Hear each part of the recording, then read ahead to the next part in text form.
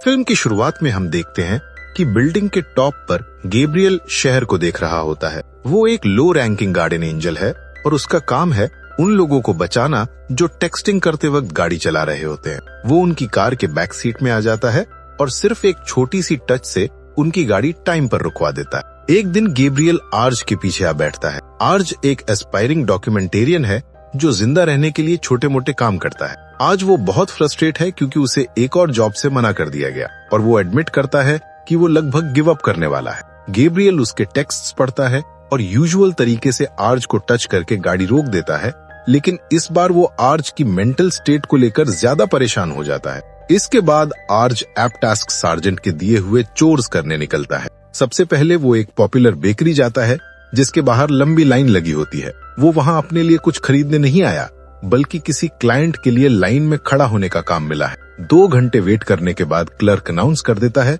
कि बन्स खत्म हो गए हैं। आर्ज अपने क्लाइंट को कॉल करके बताता है कि बन्स तो नहीं मिले इसलिए उनके पैसे नहीं लगेंगे, लेकिन वो रिक्वेस्ट करता है कि टास्क कैंसिल न करे क्योंकि उसने 2 घंटे लाइन में लगाया है, उसे पेमेंट मिलनी चाहिए। लेकिन क्लाइंट फिर भी टास्क कैंसिल कर देता है। आर्ज और फ्रस्ट्रेट हो जाता है जब उसे पता चलता है कि ज्यादातर बन्स जेफ ने खरीद लिए, एक अमीर आदमी जिसे इन्वेस्टर होने की वजह से प्रायोरिटी मिलती है। फिर आर्ज एक और क्लाइंट के घर जाता है उनका लॉन्ड्री करने के लिए, जबकि एक बदतमीज बच्चा बार बार उससे पूछ रहा होता है कि वो अपनी कॉलेज डिग्री का यूज क्यों नहीं कर रहा। आर्ज इतना इरिटेट हो जाता है कि वो बच्चे पर भड़क पड़ता है, बोलता है कि उसका कोई फ्यूचर नहीं है और अमेरिकन ड्रीम नाम की कोई चीज अब बची ही नहीं है। इस वजह से आर्ज को एप्ट पर एक बैड रेटिंग मिल जाती है। उसके बाकी चोर्स में किसी का डेस्क असेंबल करना और हार्डवेयर स्टोर में शेल्व्स रीस्टॉक करना भी शामिल है। शहर में इधर उधर घूमते हुए काम करते करते उसको एक पार्किंग टिकट भी लग जाता है। गैब्रियल उस पर नजर रखना कभी नहीं छोड़ता। हार्डवेयर स्टोर में लंच के टाइम एलेना उसके पास आती है। एलेना एक लेबर यूनियन शुरू करने की कोशिश कर रही है ताकि वर्किंग कंडीशंस बेटर हो सके, लेकिन आर्ज को कोई इंटरेस्ट नहीं होता क्योंकि वो सिर्फ एक फ्रीलांसर है। एलेना कहती है कि फ्रीलांसर होने के बावजूद भी उसको अच्छा ट्रीटमेंट मिलना चाहिए, लेकिन आर्ज का मानना है कि ये सिस्टम कभी इम्प्रूव नहीं होने वाला। शाम को आर्ज एक फूड स्टॉल पर एलेना से दोबारा टकरा जाता है और दोनों साथ डिनर करते हैं। आर्ज उससे अपने डॉक्यूमेंटेरियन बनने के सपने के बारे में बताता है और एलेना उसको पूरा सपोर्ट करती है। गैब्रियल को ये देखकर खुशी होती है कि आर्ज फाइनली मुस्कुरा रहा है। डिनर के बाद आर्ज एक स्टोर के पार्किंग लॉट में जाकर अपनी कार में ही रात गुजारने की तैयारी करता है। उसके फादर का कॉल आता है तो आर्ज झूठ बोल देता है कि वो अपने अपार्टमेंट में है और वो अपने कजिन की सक्सेस स्टोरीज भी इंटरेस्ट से सुन रहा है। काफी टाइम से आर्ज को ठीक से नींद नहीं आ रही होती, इसलिए वो एक स्लीप असिस्टेंट पॉडकास्ट चलाता है, लेकिन सब्सक्रिप्शन ना अफोर्ड कर पाने की वजह से बार बार एड्स उसकी नींद तोड़ देते हैं। कुछ देर बाद एंजल मैनेजर मार्था सारे एंजल्स को इकट्ठा करती है उनकी स्टोरीज सुनने के लिए। हर एक एंजल किसी न किसी अलग तरह के डेंजर से लोगों को बचाता है। किसी का काम सुनामी से बचाना होता है तो कोई एक्सीडेंटल फॉल से लोगों की जान बचाता है। एक एंजल लॉस्ट सोल्स को गाइड करने का जिम्मा संभालता है और वो एक बहुत इमोशनल स्टोरी सुनाता है, कैसे उसने एक इंसान को जिंदगी का मतलब दोबारा समझना सिखाया। वो इंसान उस एंजल का इतना शुक्रगुजार होता है कि उसकी गाइडेंस ने उसकी पूरी जिंदगी बदल दी। गैब्रियल ये सुनकर अंदर से चाहता है कि कोई उसको भी इसी तरह अप्रिशिएट करे। मीटिंग के बाद गैब्रियल मार्था से रिक्वेस्ट करता है कि उसे भी कुछ ज्यादा मीनिंगफुल ड्यूटीज दी जाए, लेकिन मार्था उसे समझाती है कि ये काम बहुत मुश्किल और हैवी रिस्पॉन्सिबिलिटी वाला होता है और गैब्रियल अभी इसके लिए रेडी नहीं है। उधर आर्ज की जिंदगी और भी मुश्किल होती जा रही है। कभी कभी सिक्योरिटी गार्ड उसे पार्किंग लॉट में सोता हुआ पकड़ लेता है और आर्ज को उसे मनाना पड़ता है कि वो उसे बाहर ना निकाले। स्नान करने के लिए आर्ज लोकल जिम का यूज करता है। वहीं एक होमलेस आदमी लेनर्ड भी आता है और जब भी दोनों टकराते हैं थोड़ी बहुत बातचीत हो जाती है। गैब्रियल अभी भी आर्ज को ध्यान से ऑब्जर्व करता रहता है। एक दिन जेफ ऐप के थ्रू आर्ज को अपना गैराज क्लीन करने के लिए हायर करता है। आर्ज काम बहुत फास्ट और एफिशिएंटली कर देता है। जेफ उससे प्रॉमिस करता है कि वो उसे 5 स्टार्स देगा और साथ ही अपने स्नैक्स भी शेयर करता है। जेफ कहता है कि वो भी बहुत बिजी होता है, लेकिन जब आर्ज उसकी टू डू लिस्ट पढ़ता है तो पता चलता है कि वो सब बेकार सी चीजें हैं, जैसे पार्टी के लिए सामान लाना या एक शामन ढूंढना। आर्ज मजाक मजाक में बोल देता है कि वो जेफ का असिस्टेंट बन सकता है और जेफ तुरंत 1 हफ्ते के ट्रायल पर अग्री कर लेता है। कुछ दिनों में ही आर्ज साबित कर देता है कि वो कितना रिलायबल वर्कर है। वो काम जल्दी करता है और हर रैंडम प्रॉब्लम का तुरंत ऑल्टरनेट सोल्यूशन भी सोच लेता है। जेफ चाहे जो भी काम दे, आर्ज बिना किसी शिकायत के करने के लिए तैयार रहता है। आर्ज की परफॉर्मेंस देखकर जेफ इतना इम्प्रेस हो जाता है कि वो उसे ऑफिशियली हायर कर लेता है और खर्च के लिए एक कंपनी क्रेडिट कार्ड भी दे देता है। अब आर्ज एक मोटेल में रहने का खर्चा अफोर्ड कर सकता है। कुछ दिन बाद जेफ आर्ज को बताता है कि उसके घर में इमरजेंसी के लिए एक गन रखी है और वो उसे उस ड्रॉर का पासवर्ड भी दे देता है। जब जेफ को पता चलता है कि आर्ज की एक डेट है तो वो उसे अपना जैकेट दे देता है और एक अफोर्डेबल रेस्टोरेंट सजेस्ट करता है। शाम को आर्ज और एलेना अपनी डेट का बहुत मजा ले रहे होते हैं, लेकिन जैसे ही आर्ज मेन्यू में प्राइसेस देखता है उसके होश उड़ जाते हैं। पता चलता है कि ये जगह जेफ जैसे अमीर लोगों के लिए ही चीप होती है। आर्ज एलेना के सामने एम्बैरस नहीं होना चाहता, इसलिए वो वहीं डिनर कर लेते हैं। बिल आने पर एलेना कहती है कि दोनों स्प्लिट कर लेते हैं, लेकिन आर्ज इम्प्रेस करने के चक्कर में खुद बिल भरने का ऑफर दे देता है और कंपनी क्रेडिट कार्ड से पेमेंट कर देता है। अगली सुबह जेफ आर्ज से कार्ड पर डिनर बिल के बारे में पूछता है। आर्ज माफी मांगकर सारी सिचुएशन समझाता है और प्रॉमिस करता है कि वो जेफ को पैसे वापस कर देगा, लेकिन जेफ फिर भी उसे फायर कर देता है। अब अर्ज को मोटेल भी छोड़ना पड़ता है और ऐप पर कोई न्यू टास्क मिल नहीं रहा। मजबूरी में उसे प्लाज्मा बेचना पड़ता है। वहाँ अर्ज बीमार फील करके उल्टी कर देता है और दूसरी तरफ जेफ अपने क्लेंजिंग रिचुअल में उल्टी कर रहा होता है। उस रात अर्ज एक रेस्टोरेंट में ही सो जाता है और वेटर उसे बाहर निकाल देता है। बाहर आकर अर्ज दिखता है कि उसकी कार टो हो चुकी है। अर्ज की जिंदगी को पूरी तरह बिखरते देखकर गैब्रियल डिसाइड करता है कि अब अर्ज एक लॉस्ट सोल बन चुका है जिसे उसकी हेल्प की जरूरत है। गैब्रियल उसके सामने अपीयर होता है और अर्ज ऑब्वियसली घबरा जाता है। गैब्रियल बताता है कि वो अर्ज के बारे में सब कुछ जानता है और कहता है कि जिंदगी में अभी भी बहुत कुछ बाकी है। फिर वो अर्ज को टच करता है और उससे उसके फ्यूचर की एक विजन दिखाता है, जहां अर्ज एक डिलीवरी ड्राइवर बना होता है, बहुत लंबी शिफ्ट्स करता है और एलिना के साथ उसकी माँ के घर में रहता है। धीरे धीरे वो दोनों डिसेंट जॉब्स ले लेते हैं और टेक्सास शिफ्ट हो जाते हैं, लेकिन सैलरीज इतनी कम होती हैं कि उनके बीमार डॉग की सर्जरी अफोर्ड नहीं होती और उन्हें अपने पेट को यूथनाइज करवाना पड़ता है। रियलिटी में वापस आते ही अर्ज गैब्रियल पर चिल्लाता है कि ऐसी जिंदगी में क्या उम्मीद रखनी है, विजन में दिखी लाइफ भी उतनी ही खराब थी। गैब्रियल एक्सेप्ट करता है कि ये उसका रेगुलर जॉब नहीं है, इसलिए उसे सही तरीके से उम्मीद कैसे देनी है वो खुद नहीं जानता। अर्ज कहता है कि वो जेफ जैसी जिंदगी चाहता है। ये सुनकर गैब्रियल डिसाइड करता है कि अर्ज को दिखाना होगा कि रिच लाइफ उतनी परफेक्ट होती नहीं जितनी दिखाई देती है। वो अर्ज को टच करता है और एक तेज चमक उसकी विजन को घोल लेती है। जब अर्ज होश में आता है वो एक लग्जरियस कार में स्टोर के पार्किंग लॉट में बैठा होता है। कपड़े भी नए और एक्सपेंसिव होते हैं। गार्ड उसके पास आता है, लेकिन इस बार वो बहुत पोलाइटली बात करता है और कहता है कि गाड़ी में सो जाना बस एक एक्सीडेंट था। कार का कंप्यूटर पूछता है कि क्या वो घर जाना चाहता है और रूट भी शो कर देता है। सुबह अर्ज जेफ के घर पहुंच जाता है। जब अर्ज घर का टूर कर रहा होता है तब उसके सामने जेफ आता है, कैजुअल कपड़ों में, बिल्कुल रिलैक्स्ड। जेफ कहता है कि उसके चोर्स खत्म हो चुके हैं। अर्ज पूछता है कि ये घर किसका है, तो जेफ मुस्कुराते हुए बताता है कि ये अर्ज का है। फिर जब अर्ज को घर में अपनी ही तस्वीरें लगी मिलती हैं, तब गैब्रियल अपीयर होता है और समझाता है कि उसने अर्ज की लाइफ को जेफ की लाइफ से टेम्परेरीली एक्सचेंज कर दिया है। गैब्रियल कहता है कि एक हफ्ते बाद वो वापस आएगा देखने के लिए कि अर्ज कोई लेसन सीख पाया है या नहीं। अगले कुछ दिनों में अर्ज लिटरली दुनिया का सबसे खुश आदमी लगता है। वो बिना सोचे समझे पैसा उड़ाता है, सारे चोर्स जेफ से करवाता है और काम का मतलब सिर्फ फैंसी रेस्टोरेंट्स में जाके कंपनी की 2-4 डिसीजंस लेना होता है। घर में अगर कुछ भी टूट जाए, अर्ज बिना टेंशन लिए पैसे देकर उसे तुरंत ठीक करवा लेता है। जब गैब्रियल छोटी मोटी लाइफ की प्रॉब्लम्स का जिक्र करता है तो अर्ज को समझ ही नहीं आता कि वो क्या बोल रहा है, क्योंकि उसके लिए सब कुछ मनी से सॉल्व हो जाता है। फिर अर्ज एलिना से मिलने जाता है और इस रियलिटी में एलिना उसे जानती भी नहीं है, लेकिन फिर भी दोनों इंस्टेंट कनेक्ट कर लेते हैं। वो दोनों वही रेस्टोरेंट में डेट पर जाते हैं जहां पहले गए थे, लेकिन इस बार वेट्रेस उन्हें बताती है कि उनका डिनर फ्री है। डेट के एंड पर तो दोनों किस भी करते हैं। ये देखकर गैब्रियल टेंशन में पड़ जाता है। उसे लगता है कि उसका प्लान उल्टा पड़ रहा है। हफ्ते के एंड में गैब्रियल अर्ज से पूछता है कि क्या वो अपनी पुरानी लाइफ में वापस जाना चाहता है। अर्ज तुरंत बोलता है बिल्कुल नहीं। अर्ज को डर होता है कि कहीं गैब्रियल उसको जबरदस्ती वापस ना भेज दे, तो गैब्रियल कन्फेस करता है कि उसके पास इतनी पावर होती ही नहीं। वो सिर्फ तभी सब कुछ नॉर्मल कर सकता है जब अर्ज खुद वापस जाने के लिए राजी हो। उस रात गैब्रियल मार्था को अपनी की हुई हरकत बताता है और मार्था लिटरली फ्रीक आउट हो जाती है। वो बताती है कि असली में गैब्रियल को एलिना की मदद करनी थी, अर्ज की नहीं। गुस्से में वो गैब्रियल को ऑर्डर देती है कि अर्ज को किसी भी तरह मनाए और उसे अपनी पुरानी लाइफ में वापस भेजे। साथ ही पनिशमेंट के तौर पर वो गैब्रियल के विंग्स भी ले लेती है। अगले दिन अर्ज अपने पूल पार्टी का मजा ले रहा होता है, तभी गैब्रियल आ जाता है। वो कहता है कि ये सब जेफ के साथ गलत हो रहा है। फिर वो जेफ को टच करता है जिससे जेफ को सब कुछ याद आ जाता है। जेफ कुछ सेकंड्स तक पैनिक में चिल्लाता रहता है, फिर शॉक में बेहोश हो जाता है। पार्टी के गेस्ट समझ लेते हैं कि जेफ मर गया और सब तुरंत भाग जाते हैं। कुछ देर बाद जेफ होश में आकर अर्ज से अपनी लाइफ वापस मांगता है। वो अर्ज को थैंक्स के लिए $200 लाख देने का प्रॉमिस करता है। अर्ज गुस्से में कहता है कि जेफ एक वॉच पर ही इतना खर्च कर देता है और अब बस $200 लाख दे रहा है, कितना चीप है तू।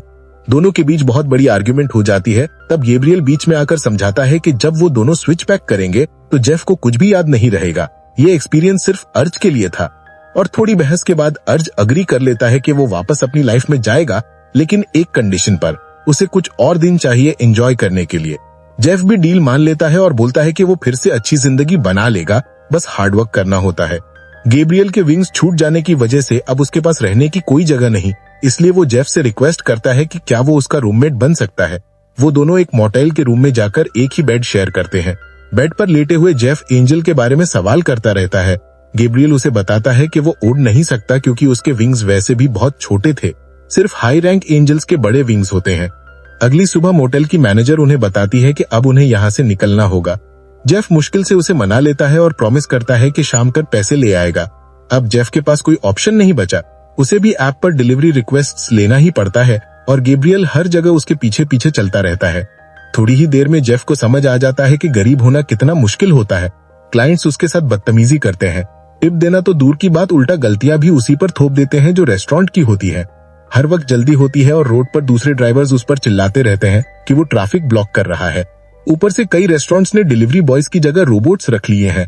दिन के एंड में जेफ को सबसे ज्यादा शॉक तब लगता है जब उसे पता चलता है कि ऐप पेमेंट्स वीकेंड पर करता है। मतलब वो मोटेल का रेंट अब नहीं दे सकते और दोनों को कार में ही सोना पड़ेगा। दूसरी तरफ अर्ज एलिना को पेरिस चलने का इनवाइट देता है, पर एलिना मना कर देती है क्योंकि उसे लेबर यूनियन के लिए कुछ काम करना होता है। अर्ज इस पर कंप्लेन करना शुरू कर देता है, जिससे एलिना गुस्से में आ जाती है। वो समझाती है कि चाहे अर्ज अब रिच हो, लेकिन वो अभी भी एक एम्प्लॉई है जिसे अपनी लाइफ की क्वालिटी के लिए लड़ना पड़ता है। अर्ज को कुछ समझ नहीं आता तो एलिना उसे छोड़कर चल पड़ती है। डिप्रेस्ड अर्ज कार लेकर निकल पड़ता है और ड्राइविंग करते हुए टेक्सटिंग शुरू कर देता है, जिससे एक एक्सीडेंट हो जाता है और अर्ज कोमा में चला जाता है। जल्द ही गैब्रियल को एक एंजल कोलीग से ये खबर मिलती है। वो जेफ को बताता है कि अब उसे कुछ और दिन गरीब जैसी जिंदगी जीनी पड़ेगी क्योंकि अर्ज कोमा में है और कंसेंट नहीं दे सकता। जेफ घबरा जाता है और इंसिस्ट करता है कि गैब्रियल को बाकी एंजल से हेल्प लेनी चाहिए। बाद में गैब्रियल मार्था के पास जाता है।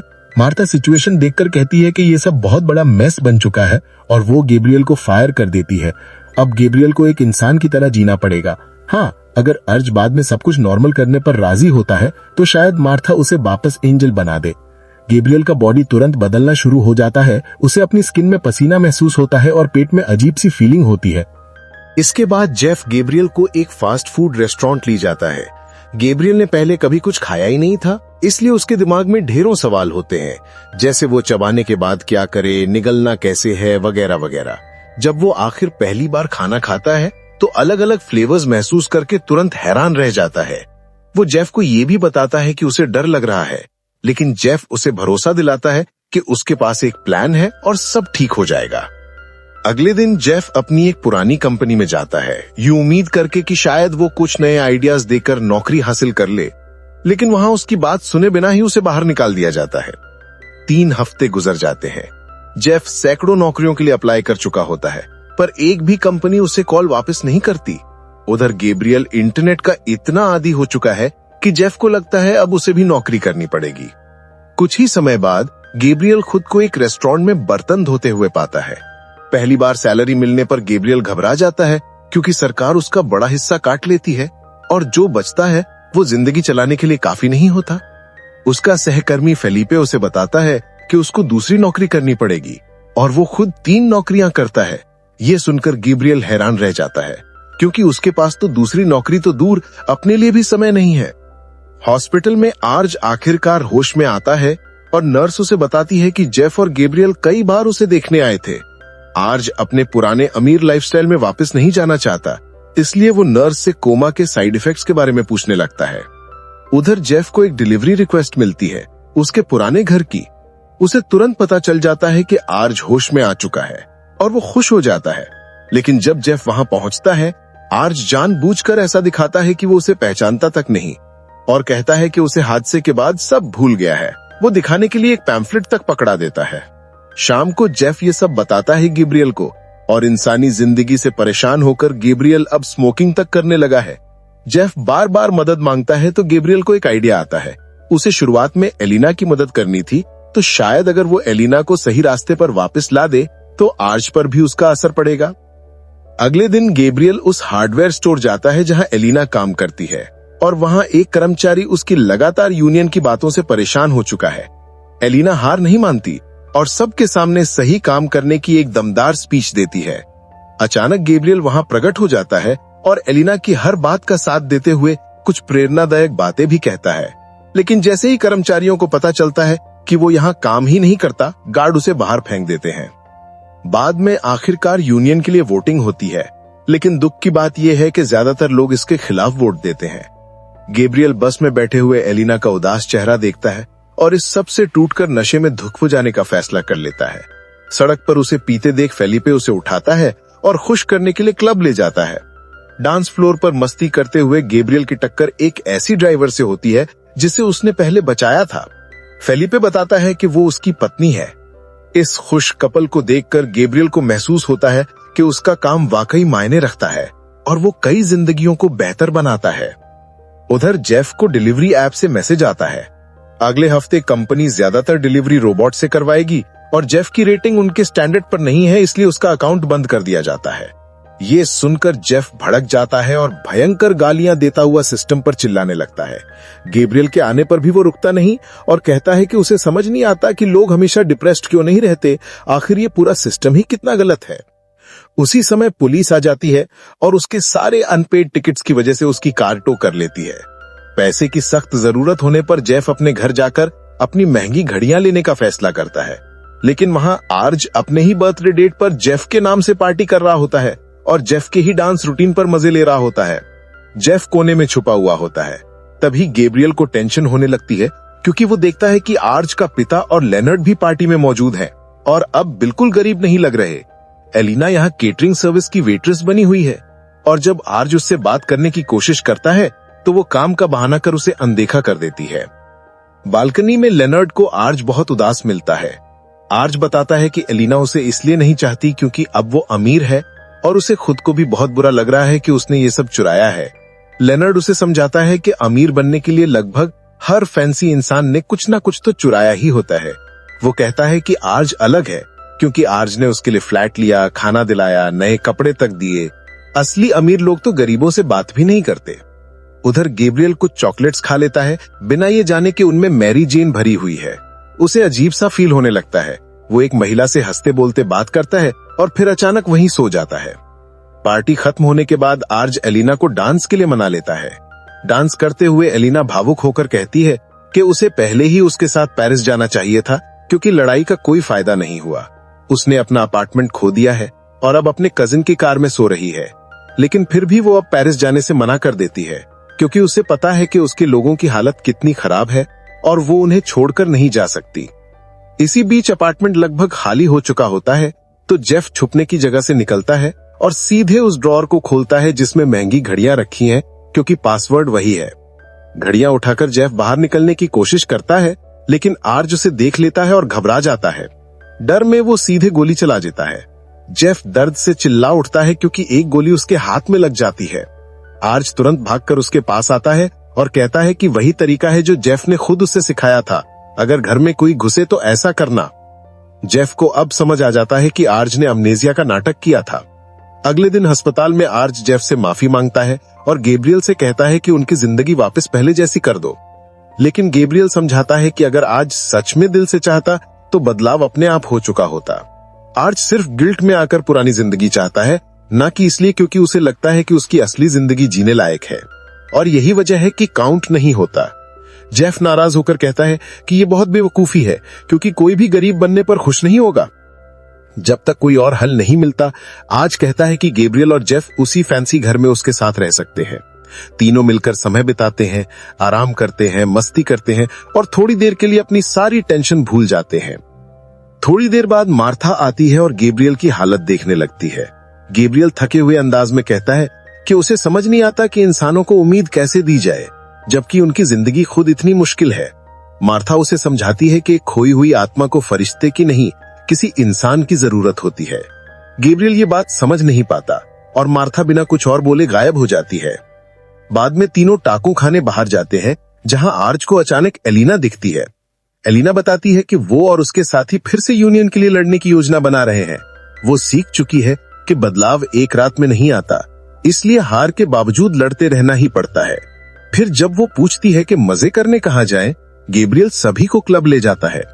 कुछ देर डांस करने के बाद भी गैब्रियल के अंदर उदासी बनी रहती है, इसलिए वो अकेला बाहर जाकर बैठ जाता है।